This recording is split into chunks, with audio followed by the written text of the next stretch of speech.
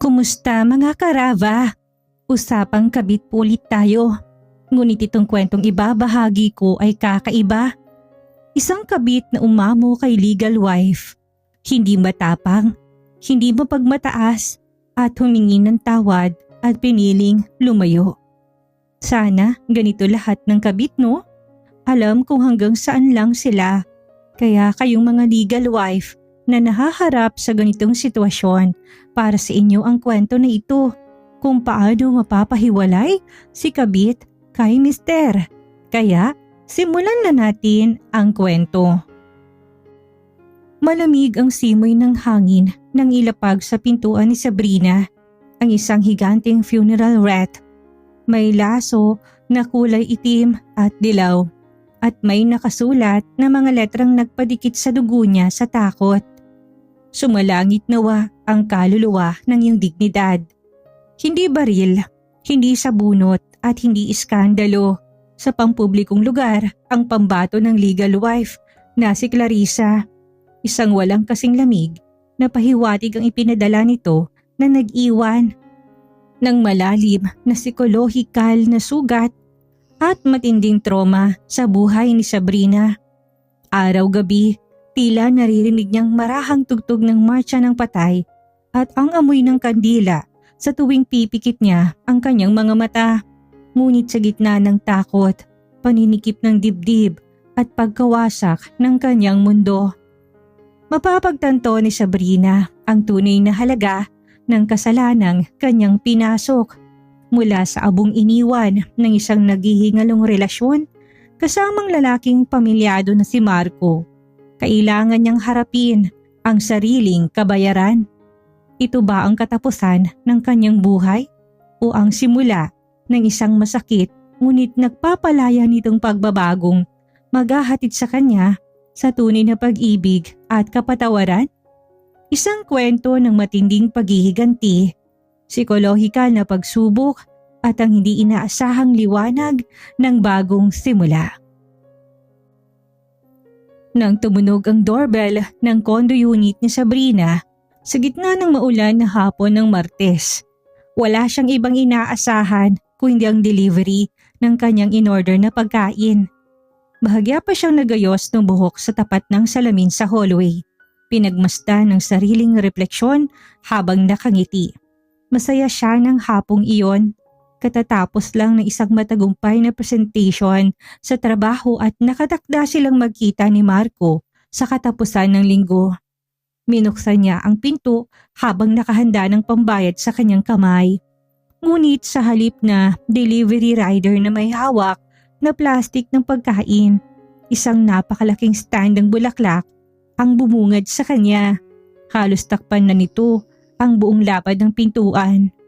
Hindi ito ordinaryong bouquet ng rosas o tulips na madalas ibigay sa kanya ni Marco. Ito ay isang hugis pusong funeral wreath na gawa sa puting chrysanthemums at may kasamang mga dahon ng sikas at nakatali sa isang malapad at itim na ribon. Ang masangsang na halimuyak ng mga bulaklak ng patay, amoy ng kandila, formalin at basang lupa ay agad na dumaan sa maliit na siwang ng pinto at kumalat sa buong sala ng kanyang unit. Sa gitna ng itim na ribon may nakasulat na mga gintong letra na tila kumikislap sa dilim ng maulang hapon. Sumalangit nawa ang kaluluwa ng iyong dignidad. Mula kay Clarissa. Biglang napahintong paghinga ni Sabrina. Tumindig ang lahat ng balahibo niya sa katawan at mabilis na bumaba ang temperatura ng kanyang balat. Ang pambayad na pera na hawak niya ay dahan-dahang nahulog sa sahig. Miss Sabrina Perez? Tanong ng lalaki naghatid na nakasuot ng itim na polo at may hawak na clipboard. Kayo po ba si Miss Perez? Pakipirmahan po itong proof of delivery. Hindi makagalaw si Sabrina. Ang kanyang mga kamay ay nagsimulang manginig ng matindi habang ang kanyang mga mata ay nakatitig pa rin sa pangalang nagmarka sa ribon. Clarissa, ang legal na asawa ni Marco. Ang babaeng ilang buwan niya nang iniiwasang isipin. Ang shadow na laging nakabitin sa tuwing kasama niya ang lalaki. Sino? Sino nagpadala nito? Nautal niyang tanong kahit malinaw nang nakasulat sa ribbon. Ang boses niya ay halos pumiyok sa matinding kaba. Galing po sa Funeraria San Lorenzo, miss. Binayaran po ng buo ng isang ginang Clarissa Valderrama. Sagot ng courier nang walang anumang ekspresyon. Matapos itabi ang stand sa mismong tapat ng kanyang pinto upang hindi ito mabuwal ng hangin. Iniwan na siya nito. Nang magsara ang pinto, napasandal si Sabrina sa malamig na kahoy nito at dahan-dahang napaupo sa sahig. Ang kanyang paningin ay nagsimulang magdilim at maging malabo dahil sa mga luhang biglang pumatak sa kanyang mga pisngi. Ang tibok ng kanyang puso ay parang tambol na pumapalo sa kanyang dibdib. Mabilis, masakit at nakakatakot. Hindi siya sinaktan ni Clarissa ng pisikal. Hindi ito lumusob sa kanyang opisina upang maglikha ng skandalo. Hindi rin ito tumawag para magmura o magbanta. Ngunit ang simpleng regalong yun, isang simbolikong pabuya para sa isang namatay na pagkatao ay mas masahol pa sa anumang pisikal na pambubugbog. Mas mabilis pa nitong winasak ang kanyang katinuan. Lumipas ang ilang oras, ngunit nanatiling nakaupo si Sabrina sa malamig na semento ng kanyang entryway, nakatitig sa pinto na naghihiwalay sa kanya at sa funeral wreath sa labas. Bawat kaluskos ng hangin sa hallway ay tumutunog sa kanyang tenga na parang marahang tugtog ng martsa ng patay. Simula sa araw na yun, ang halimuyak ng puting chrysanthemums at amoy ng lamay ay naging isang bangumot na hindi na humiwalay sa bawat paghinga ni Sabrina. 3 araw na ang nakalipas mula nang bumungad sa pintuan ni Sabrina ang higanteng funeral wreath, ngunit hindi pa rin lumilipas ang matinding kilabot sa kanyang katawan. Hindi siya nakakatulog ng maayos sa tuwing ipipikit niya ang kanyang mga mata. Hindi ang dilim ng gabi ang kanyang nakikita, kundi ang kumikislap na gintong sulat sa itim na laso. Ang amoy ng kandila, formalin at basang bulaklak ay tila nakakapit na sa panloob ng kanyang ilong, sa kanyang damit at maging sa hangin na lumalabas sa aircon ng kanyang silid. Naging preso si Sabrina sa loob ng sarili niyang unit. Takot siyang lumabas dahil pakiramdam niya ay may mga matang nakatitig sa bawat galaw niya sa hallway. Kahit ang simpleng kaluskos ng elevator sa labas ay nagdudulot ng paninikip ng kanyang dibdib at matinding panginginig ng kanyang mga kamay. Hapon ng Biyernes nang marinig niyang tunog ng keycard sa kanyang pinto. Mabilis siyang napabalikwa sa sofa at napayakap sa sarili habang nakabalot sa makapal na kumot. Pumasok si Marco gamit ang sarili nitong susi. Dala nito ang isang bag ng mga paborito nilang pagkain, ngunit agad ding nabitawan ang hawak ng makita ang anyo ng dalaga. Halos hindi makilala si Sabrina. Gulo-gulo ang buhok, maputla ang labi at may malalim na itim sa ilalim ng mga matang tulala at namumula sa labis na pag-iyak. Sabrina, Panginoon ko, ano nangyari sa'yo? Alalang tanong ni Marco habang mabilis na lumalapit. Inalapag nito ang gamit sa mesa at itinapat ang mga kamay sa balikat ng dalaga. Bakit nakapatay ang mga ilaw? Bakit hindi ka sumasagot sa mga tawag at chat ko nitong mga nakaraang araw? Nang maramdaman ni Sabrina, ang mga kamay ni Marco tila napasong kanyang balat. Napatalon siya sa gulat at mabilis na itinulak ang dibdib ng lalaki habang pilit na umaatras hanggang sa sumadsad ang kanyang likod sa gilid ng sofa. Pag mo kong hawakan, lumayo ka sa akin! Sigaw ni Sabrina. Ang kanyang boses ay garalgal at puno ng hysterical na takot. Sabrina, ako to, si Marco to. Nagugulo ang sabi ng lalaki na nakataas ang 2 kamay upang ipakita na wala siyang masamang intensyon. Ano bang nangyayari sa'yo? May pumasok ba dito? May nagtangka ba na saktan ka? Ang asawa mo, Marco! Ang asawa mo! Umiiyak at nag-hysteria ang pahayag ni Sabrina habang nakaturo ang nanginginig niyang daliri sa pintuan. Nagpadala siya ng funeral wreath dito sa kondo. Mismo sa tapat ng pinto ko. May nakasulat na, sumalangit na ang kaluluwa ng iyong dignidad. Alam niya kung nasaan ako. Alam niya kung sino ako. At pinararamdam niya sa akin na parang bangkay na ako na naghihintay na lang na ibaon. Napatigil si Marco. Ang nag-aalalang ekspresyon sa kanyang muka ay biglang napalitan ng matinding pagkagulat, kababaan ng loob at bahagyang takot. Si Clarissa? Ginawa niyo yun? Sino pa ba? Sigaw ni Sabrina habang sapu ang kanyang muka at patuloy na bumubuhos ang mga luha. Hindi siya tumawag, hindi siya nagwala, pero pinaramdam niya sa akin na sinusundan ako ng kamatayan. Araw-gabi, Marco, naaamoy ko yung bulaklak ng patay.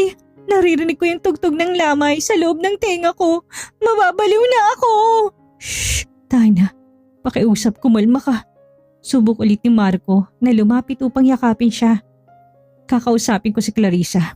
Aayusin ko to. Sasabihin ko sa kanya na huwag ka nang gambalain. Walang aayusin. Mabilis na puto ni Sabrina sa sinasabi ng lalaki. Sabay hawak sa kanyang ulo na tila sasabog sa sakit. Hindi mo ba naiintindihan? Wala nang pwedeng ayusin. Nalaman na ng asawa mong lahat. Hindi lang ako natatakot para sa buhay ko, Marco. Nandidiri na rin ako sa sarili ko. Sabrina, mahal kita. Handa akong harapin si Clarice. Umalis ka na dito! Malamig ngunit pinal na utos ni Sabrina habang nakatitig ng diretso sa mga mata ni Marco. Umalis ka na at huwag ka nang babalik kahit kailan. Ayoko na sa'yo. Ayoko na sa relasyong ito. Natatakot ako sa pwedeng mangyari sa akin at hindi ko na kayang dalhin itong kasalanan na to. Nakatitig lang si Marco sa kanya, tila hindi makapaniwala na ang babaeng dating nagbibigay sa kanya ng ligaya ay tuluyan ng winasak ng matinding guilt at takot. Dahan-dahang ibinaba ng lalaki ang kanyang mga kamay, tumalikod at mabagal na naglakad patungo sa pinto. Nang marinig ni Sabrina ang paglak ng pinto, tanda ng pag-alis ni Marco, muli siyang napayakap sa kanyang mga tuhod. Sa gitna ng katahimikan at dilim ng kanyang kwarto, napagtanto niya na ang matamis at tago nilang pag-ibig ay isang ilusyon ng panaginip lamang. At ang pait ng katotohanan ay tulad ng isang funeral wreath na naghihintay lang upang ipaalala ang formal na pagwawakas ng lahat. Hindi nakatiis si Sabrina pagkaraan ng ilang araw na pagkakakulong sa sariling takot at paninikip ng dibdib.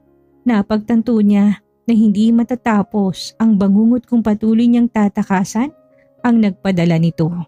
Upang matapos ang matinding psikolohikal na siklab ng galit, takot at panginginig na gumugulo sa kanyang isipan, naglakas loob siyang makipag-ugnayan at makipagkita kay Clarissa. Pumayag ang legal wife. Nagtagpo sila sa isang tahimik at eksklusibong coffee shop sa labas ng maingay na kabiserang syudad, sa sulok ng establishment kung saan kakaunti ang tao at malabong ilaw. Naupo si Sabrina nang nakayuko, hawak-hawak ang isang baso ng maligamgam na tubig upang pilitin ang sarili na huwag manginig. Nakarating si Clarissa nang walang anumang pagmamadali.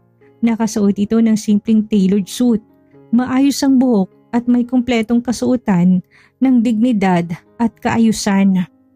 Ang kanyang aura ay walang kasamang pag-aalinlangan, walang galit na sumisigaw, walang pagwawala, kundi isang malamig, formal at imposanteng kapangyarihan na agad na nagpalit sa pagkatao ni Sabrina sa sandaling maupo ito sa kanyang tapat.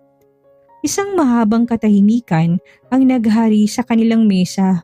Uminom muna si Clarissa ng kanyang tsaa. Dahan-dahang ibinaba ang tasa sa maliit na plato bago itinutok ang malamig nitong mga mata sa dalaga. Salamat at pumayag kang makipagkita. Mahinang simula ni Sabrina. Ang kanyang boses ay halos pabulong at hindi makatingin ng diretso sa mga mata ng matandang ginang. Hindi ako makikipagkita sa iyo kung wala akong importanteng sasabihin, Sabrina. Sagot ni Clarissa. Ang boses nito ay kalmado, ngunit bawat salita ay may bigat na tulad ng bato. Natanggap mo ba ang regalo ko? Napalunok si Sabrina. Sa isang iglap, tila muling bumalik sa kanyang ilong ang amoy ng pormalina at kandila. Bakit mo ginawa yun, Clarissa? Bakit funeral wreath? Gusto mo ba akong takutin? Gusto mo ba akong mabaliw sa takot? Isang bahagyang ngiti, malamig at walang bakas ng saya, ang lumabas sa mga labi ni Clarissa. Isinandal nito ang likod sa upuan at pinag-cross ang kanyang mga kamay. Hindi kita gustong patayin ng pisikal, Sabrina.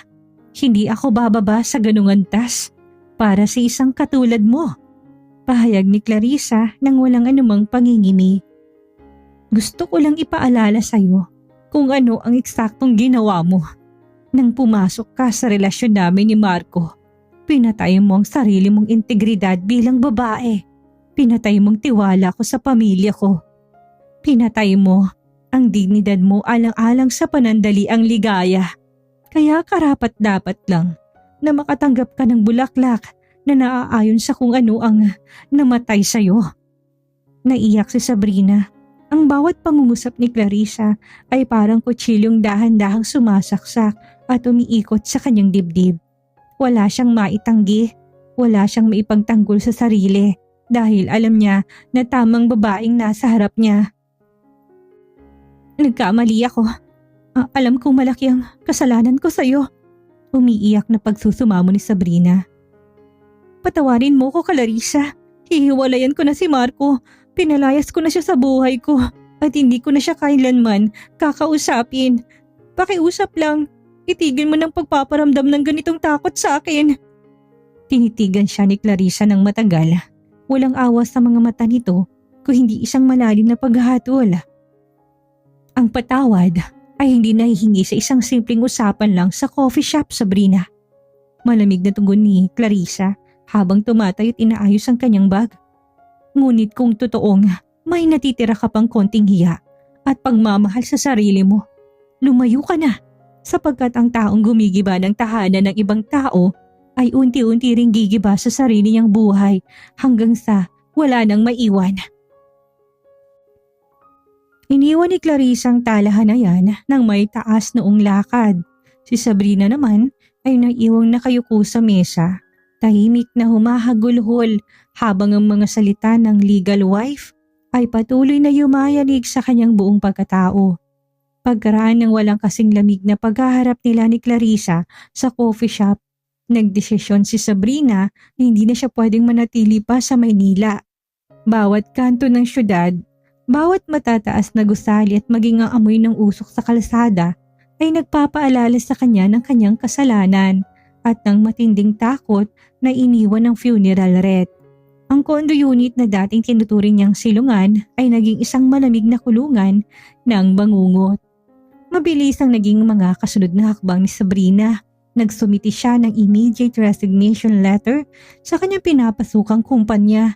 Isang desisyong ikinagulat ng kanyang mga kasamahan sa trabaho, ngunit wala siyang ibinigay na malalim na dahilan. Ibinenta niyang karamihan sa kanyang mga kagamitan. Winakasan ang contract lease ng kanyang kondo at tuluyang pinalitan ang kanyang numero ng telepono upang matakasan ang anumang subok ni Marco na makipag-ugnayan pa sa kanya. Isang lumang van ang kinuha niya upang hakutin ang ilang natitirang personal na gamit patungo sa isang maliit, tahimik at dalampasigang bayan sa Batangas, ang San Juan. Doon ay may maliit na ari-arian ang kanyang yumaong lola. Isang luma ngunit matibay na 2 palapag na bahay na may maliit na pwesto sa ibaba na dating tindahan ng mga kakanin. Nang unang gabing makarating siya sa Batangas, binuksan ni Sabrina ang mga bintana ng bahay. Ang sariwang hangin mula sa dagat at amarang hampas ng alon sa dalampasigan ay nagbigay sa kanya ng pandaliang ginhawa. Gayunpaman, ang psikolohikal na sugat ay hindi kaagad naghihilom. Sa tuwing may dadaang kotse sa gabi o kapag nakakasinghot siya ng amoy ng puting kandila mula sa kalapit na kapilya tuwing Biyernes, bumabalik ang panginginig ng kanyang mga kamay at ang paninikip ng kanyang dibdib. upang hindi mabaliw sa pag-iisa at sa sariling pag-iisip. Ipinasya ni Sabrina na gamitin ang kanyang natitirang ipon upang ayusin ang ibabang bahagi ng bahay. Ginawa niya itong isang maliit at simpleng bake shop at cafe na tinawag niyang Pandiliwanag. Araw-araw, bago pa man sumikat ang araw sa madaling araw, gising na si Sabrina, nagmamasa siya ng harina, nag-oven ng mga tinapay at naghahanda ng brewed coffee. Ang amoy ng bagong bake na tinapay, vanilla at kanela ang ginagamit niyang pantakip sa amoy ng mga bulaklak ng patay na patuloy na nagmumulto sa kanyang memorya. Sa pamamagitan ng matinding pagkapagod sa trabaho at tahimik na panalangin bago matulog, dahan-dahan niyang itinayo ang sarili.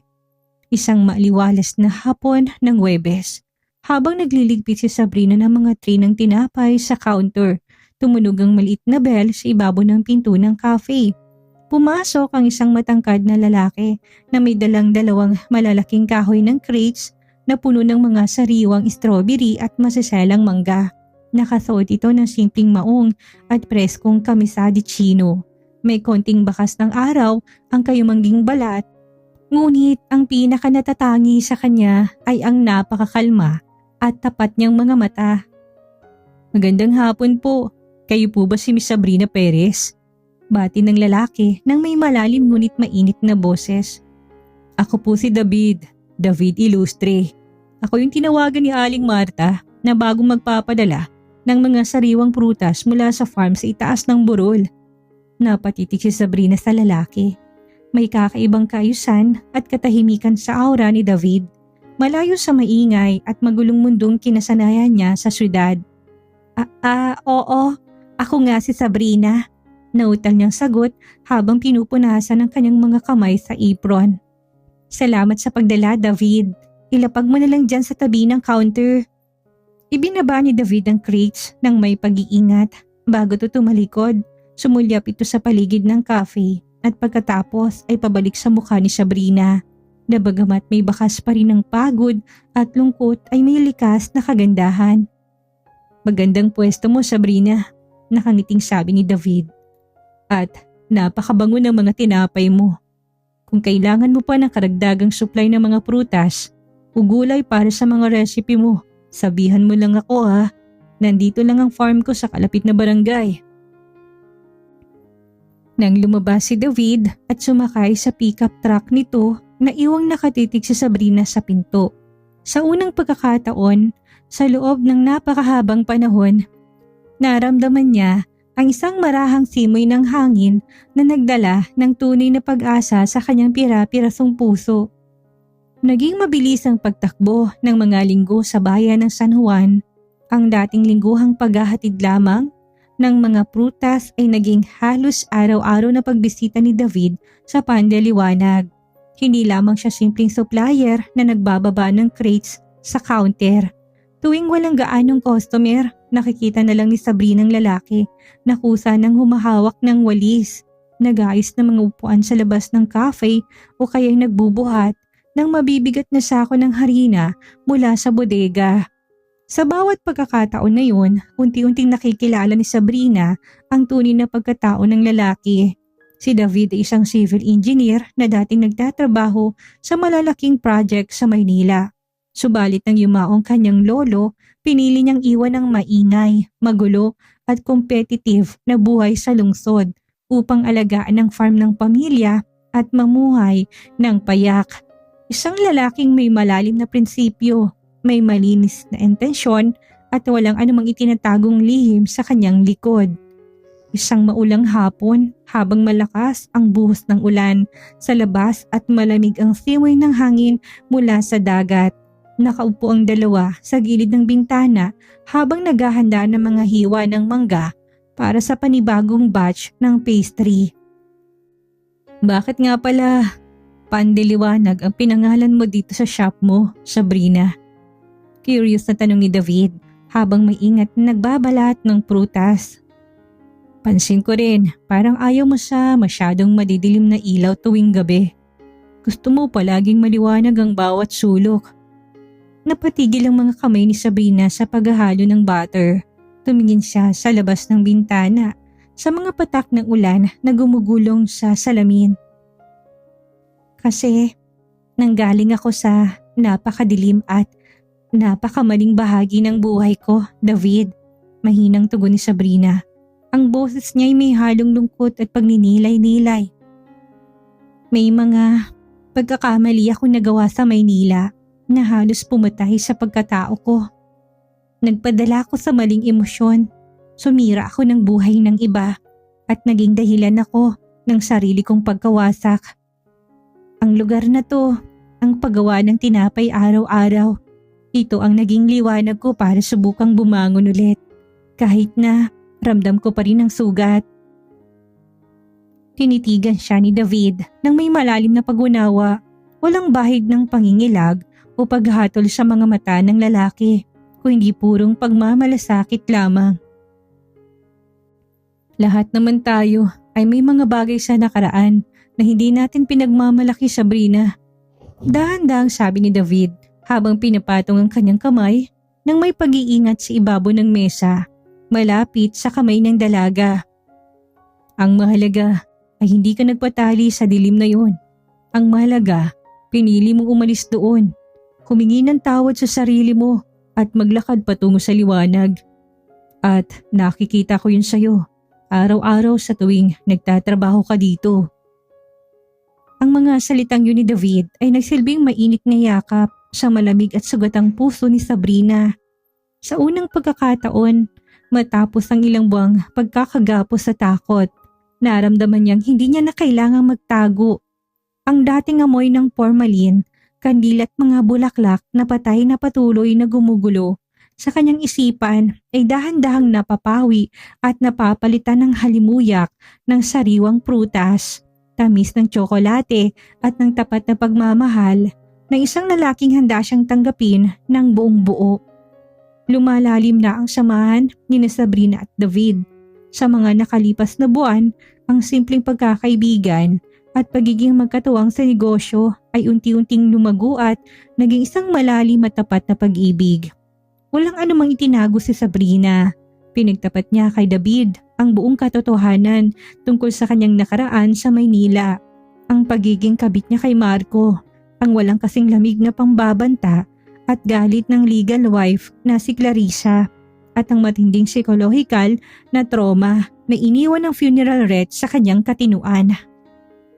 Sa halip na lumayo o husgahan siya, mas lalo pa siyang inunawa at pinotektahan ni David.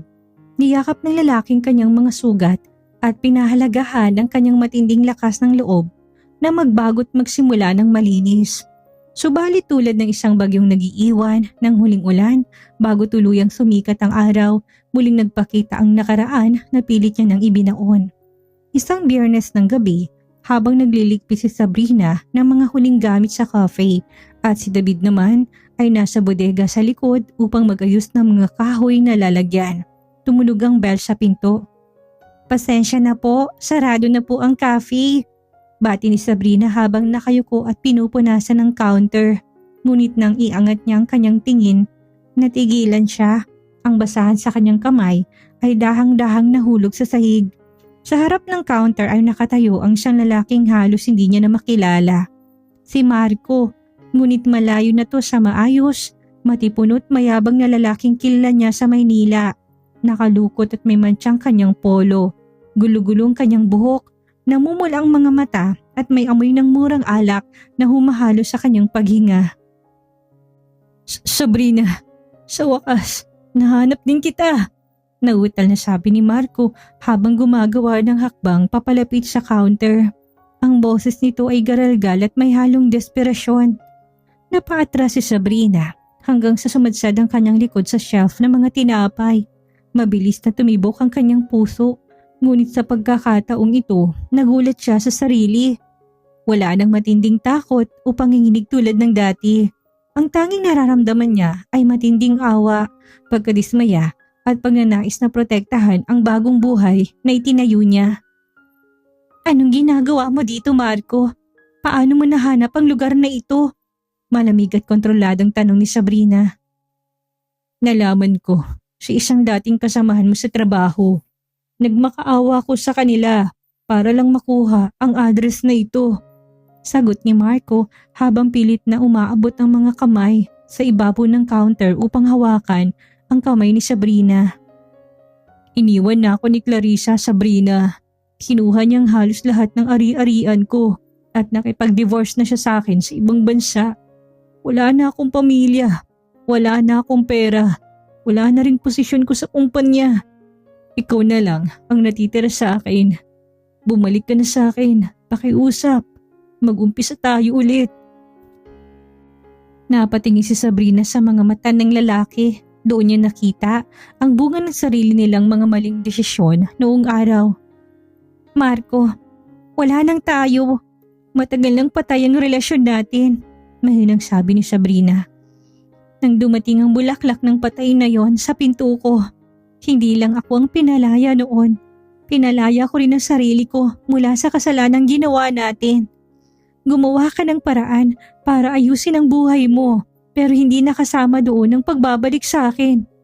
Hindi ako papayag. Sigaw na Marco na biglang naging agresibo. Hawak nitong braso ni Sabrina at pilitong hinahatak palapit sa counter. Ako ang dahilan kung bakit ka nagkasala. Ako ang kailangan mo. Bitawan mo siya. Isang malalim, matigas at nagbabantang boses ang umalingaw-ngaw mula sa pinto ng bodega. Mabilis na lumabas si David at pumagitna sa kanila. Sa isang mabilis na galaw, hinawakan ni David ang pulso ni Marco at pilitong inaalis mula sa braso ni Sabrina bago ito itinulak ng bahagya pabalik. Sino ka ba? Galit na sigaw ni Marco habang dinuduro si David. Wala kang pakialam dito. Usapan to ng magkasintahan. Wala siyang kasintahan na tulad mo. At ako, ang fiancé niya. Tsaka to lang pag-aalilangang pahayag ni David habang nakatayo sa harap ni Sabrina na parang matibay na pader. Sobra ka na pare. Umalis ka na bago pa ako tumawag ng mga barangay tanod para ilabas ka dito. Napatitig si Marco kay David at pagkatapos ay pabalik kay Sabrina na nakahawak sa braso ni David na may buong tiwala at seguridad. Sa mga mata ng dalaga, nakita ni Marco ang isang bagay na wala na doon para sa kanya, ang kawalan ng anumang damdamin o panghihinayang. Ganito na lang ba yun, Sabrina? Pabulong na tanong ni Marco na tila tuluyan ang nawalan ng lakas. Sana makahanap ka rin ng sarili mong kapayapaan, Marco, pero pakiusap, huwag ka nang babalik dito kahit na kailan. Pinal na tugon ni Sabrina. Walang nagawa si Marco kundi ang dahan-dahang tumalikod at lumabas ng cafe. Ang kanyang mabibigat at pasuray-suray na hakbang ay dahan-dahang nawala sa dilim na kalsada. Nang magsara ang pinto, humarap si David kay Sabrina at hinawakan ang magkabilang pisngi ng dalaga. Ayos ka lang ba? Nasaktan ka ba niya? Umiling si Sabrina at dahan-dahang napangiti habang may luhang gumulong sa kanyang pisngi. Isang luha ng huling paglaya mula sa kadiliman ng kanyang nakaraan. Ayos lang ako, David, dahil alam kong ligtas na ako kasama mo. Isang buo at payapang taon ang mabilis na lumipas mula nung gabing yon na huling pagpapakita at pagtatangka ni Marco na bumalik sa buhay ni Sabrina. Sa mga nakalipas na buwan, ang bayan ng San Juan ay naging saksi sa patuloy na pag-unlad ng pandiliwanag. Hindi na lamang ito simpleng bake shop sa tabi ng kalsada. Naging paboritong tambayan na ito ng mga lokal at bisitang mula pa sa Maynila dahil sa masasarap na pastries at sa maaliwalas, payapang kapaligiran nito. Masaya, tahimik at punong-puno ng pag-asa ang buhay ni Sabrina sa piling ni David. Ilang buwan nang nakakaraan nang mag-propose si David sa kanya. Sa munting dalampasigan sa likod ng bahay habang pabalik ang mga bangka mula sa pangingisda at unti-unting lumulubog ang araw sa ulan ng kulay kahel at rosas. Isang simpleng pilak na singsing ang binigay nito. Ngunit para kay Sabrina, yun ang pinakamahalagang hiyas na sumisimbolo na isang malinis at tapat na pag-ibig. Isang maaliwalas na umaga ng Martes, habang nag-aayos si Sabrina ng mga bagong oven na cinnamon, Sa display counter, pumasok ang kartero ng bayan. Magandang umaga, Miss Sabrina. May isang registered letter po kayo mula sa Maynila. Bati ng kartero sabay abot ng isang maliit na puting sobre at ng logbook para sa lagda. Pinirmahan ni Sabrina ang resibo at nagpasalamat. Nang umalis ang kartero, tinitigan niya ang sobre. Walang nakasulat na return address sa likod, ngunit sa mismong harap nito, sa malinis, formal at eleganteng sulat kamay, nakasulat ang kanyang buong pangalan. Sabrina Perez. Mabilis na tumibok ang puso ni Sabrina. Kilalang kilala niya ang mga letrang yon. Yun ang parehong formal na sulat kamay na nakita niya sa tag ng funeral wreath noong araw na winasak ng takot ang kanyang buhay sa Maynila. Sulat ito mula kay Clarissa. Bahagyang nanginig ang kanyang mga daliri habang binubuksan ng sobre. Pumasok si David mula sa likod at marahang ipinatong ang kamay sa kanyang balikat upang magbigay ng lakas ng loob. Nandito lang ako, pabulong na paalala nito. Huminga ng malalim si Sabrina at dahan-dahang binuklat ang nakatuping papel sa loob. Sabrina, nabalitaan ko kamakailan mula sa isang kakilala sa negosyo na may sarili ka ng payapat na unlad na buhay sa Batangas. At nalaman ko na nakatakda ka na ring ikasal sa isang mabuting lalaki. Nakarating din sa akin ang balita kung paano mo pinalaya si Marco nang magtangka itong lumapit at muling gumulo sa buhay mo. Gusto kong maging tapat sa iyo. Ang pagpapadala ko ng funeral wreath sa tapat ng pinto mo noong araw na yun ay bunga ng matinding galit, puot at pagnanais niya iparamdam sa iyo ang matinding sakit na idinulot mo sa akin at sa aking tahanan. Gusto kitang durugin at sirain ang iyong katinuan. Ngunit nakita kong naging resulta ng leksyong yun. Sa halip na tuluyang mawasak, ginamit mong sakit at takot na yun upang mamulat. Umalis ka sa kasalanan at magbago ng buong buo. Pinatunayan mo na hindi ka katulad na ibang tuluyang nagpapakain sa maling gawain. Patay na ang lumang Sabrina na sumira sa pamilya ko. Ang nakikita ko ngayon mula sa malayo ay isang babaeng natutong tumayo sa sariling mga paa, naglinis ng sariling pangalan at nagsumikap na maging karapat-dapat sa isang malinis na buhay. Pinapatawad na kita ng buong puso, Sabrina. At sa pagkakataon na ito, humihingi din ako ng paumanhin kung naging napakasakit man ang paraan ng pagtuturo ko sa iyo ng leksyon ng buhay. Naway maging maligaya at punong-puno ng pagpala ang bagong simula ng iyong buhay at ng iyong pamilya. Clarissa. Nang matapos niyang basahin ang huling linya, naramdaman ni Sabrina ang pag-init ng kanyang mga mata. Mabilis na gumulong ang mga luha sa kanyang mga pisngi at pumatak sa ibabaw ng papel. Ngunit sa pagkakataon nito, hindi yun luha ng takot, guilt o paninikip ng dibdib. Ito ay luha ng ganap na paglaya.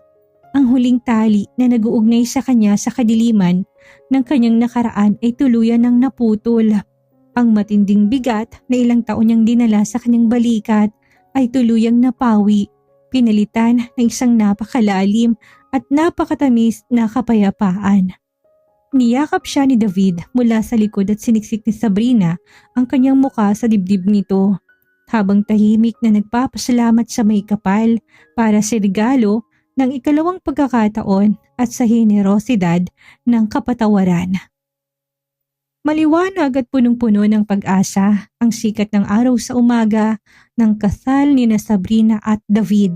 Ang maliit at lumang simbahang bato sa tabi ng dagat sa bayan ng San Juan ay napapalamutian ng mga sariwang puting rosas, gisofila at baby's breath at malalagong dahon ng eucalyptus. Ang bawat sulok ng simbahan ay amoy sariwang bulaklak at simoy ng alat mula sa dalampasigan. Isang halimuyak na malayo sa masangsang na amoy ng pormalin at kandila na dating nagmumulto sa buhay ng dalaga. Nakatayo si David sa dulo ng altar, nakasuot ng maayos na barong Tagalog at may bahagyang panginginig sa mga kamay habang nakatitig sa malaking pinto ng simbahan. Ang kanyang mga mata ay nagniningning sa labis na kagalakan at pagmamahal habang hinihintay ang pagpasok ng babaeng nakatakda niyang makasama habang buhay. Nang marahang bumukas ang malaking pintuan ng simbahan at tumugtog ang instrumental na melodiya sa organo, dahan-dahang humakbang si Sabrina paitaas sa aisle. Napakaganda niya sa kanyang simpleng A-line white wedding gown na may masaselang lace details. Wala nang bakas na matinding takot, wala nang mga itim sa ilalim ng mga mata at wala nang panginginig sa kanyang mga hakbang. Ang tanging makikita sa kanyang muka ay ang payapang liwanag ng isang babaeng dumaan sa matinding apoy ng pagsubok. Humingi ng tawad at pinatawad ng langit at ng sarili.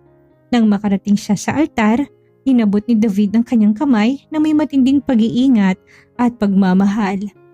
"Napakaganda mo," pabulong na bati ni David habang pinupunasan ang munting luha sa sariling pisngi. Napadikit si David sa tabi nito habang nakangiti. "Salamat sa pagiging liwanag ko, David." Sa harap ng altar na mga tao nagmamahal sa kanila at nang may kapal, formal nilang binasa ang kani-kanilang mga tipan at vows. Ipinangako ni David na magiging shield at kanlungan siya ni Sabrina sa anumang bagyo ng buhay, habang pinangako naman ni Sabrina na alagaan at mamahalin niya si David ng may buong katapatan at malinis na puso. Nang isuot nilang mga gintong singsing sa daliri ng isa't isa at ipahayag ng pari na sila ay ganap ng mag-asawa, mabilis na nagpalakpakan ang lahat ng dumalo sa simbahan. Humarap si David kay Sabrina.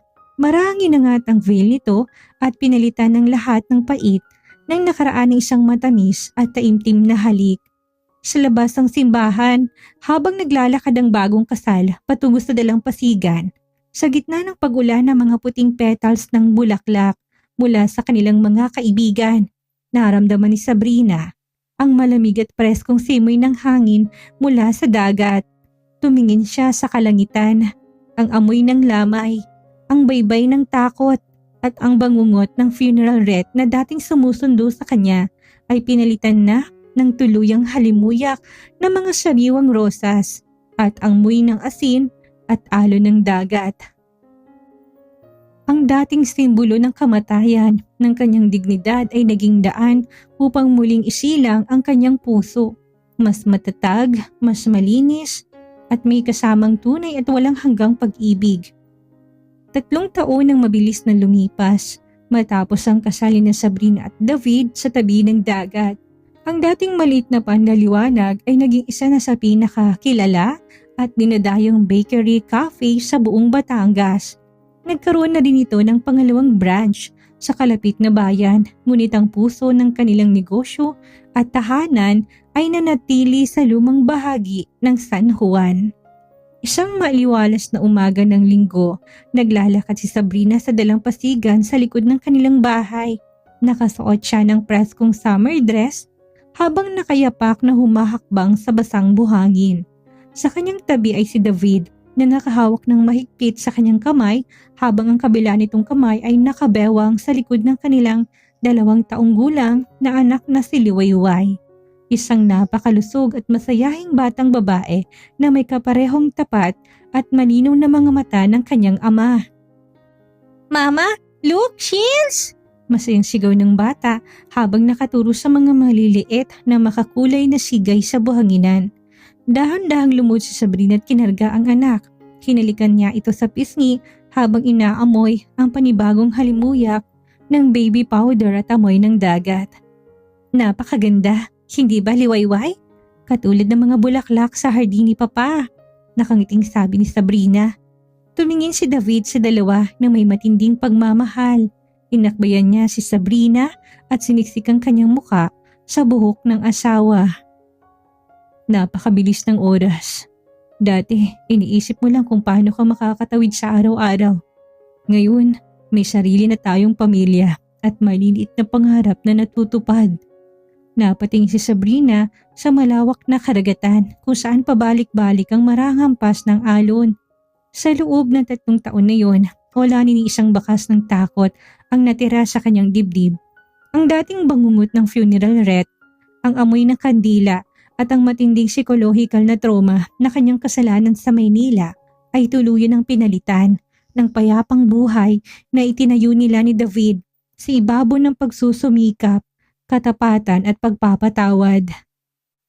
Minsan sa isang taon, nagpapadala pa rin si Sabrina ng isang simpleng kahon ng kanyang paboritong homemade pastries kay Clarissa sa Maynila. Isang tahimik na simbolo ng pasasalamat para sa kapatawarang ibinigay nito na naging susi sa kanyang tuluyang paglaya. Ano ang iniisip mo, mahal? Pabulong na tanong ni David habang hinahaplos ang braso ng asawa. Ngumiti si Sabrina at sinandal ang kanyang ulo sa dibdib ni David. Iniisip ko lang kung gaano kaganda ang buhay kapag pinili mong umalis sa dilim at maglakad patungo sa liwanag. Wala na akong ibang hihilingin pa, David. Wala na rin ako, Sabrina. Kayo lang niliwayway, sapat na. Tugon ni David bago ginawaran na isang matamis at taimtim na halik ang mga labi ng kanyang asawa. Sa ilalim ng maaliwalas na kalangitan at sa gitna ng awit ng alon at hangin mula sa dagat, tuluyan ang nahanap ni Sabrina ang kanyang tunay na tahanan, isang buhay na malinis, malaya at punong-puno ng walang katapusang pag-ibig. Dito na po nagtatapos ang ating kwento. Sa mundong puno ng pagkakamali at tukso, may mga pusong marunong pa ring huminto at magbago. Siya ang babaeng minsang naging kabit, ang babaeng umibig sa maling panahon, sa maling paraan, ngunit sa halip na ipaglaban ang isang pag-ibig na may nasasaktan, pinili niyang lumayo. Hindi dahil mahina siya, kundi dahil alam niya na may mga pagmamahal na hindi dapat ipilit. Sa katahimikan ng kanyang paglayo, dala niya ang sakit, pagsisisi at aral. Pinili niyang itama ang mali kahit nakapalit nito ang sarili niyang kaligayahan, dahil minsan ang tunay na pagmamahal ay hindi yung pinipilit manatili, kundi yung marunong magpaalam para hindi na makasakit pa. At sa kanyang pag-alis, doon nagsimulang tunay niyang kwento. Isang kwento ng pagtanggap, paghilom at bagong simula. Muli po'y maraming salamat. Ito pong muli si Miss Maria, ang inyong narrator ngayong araw. At paalam.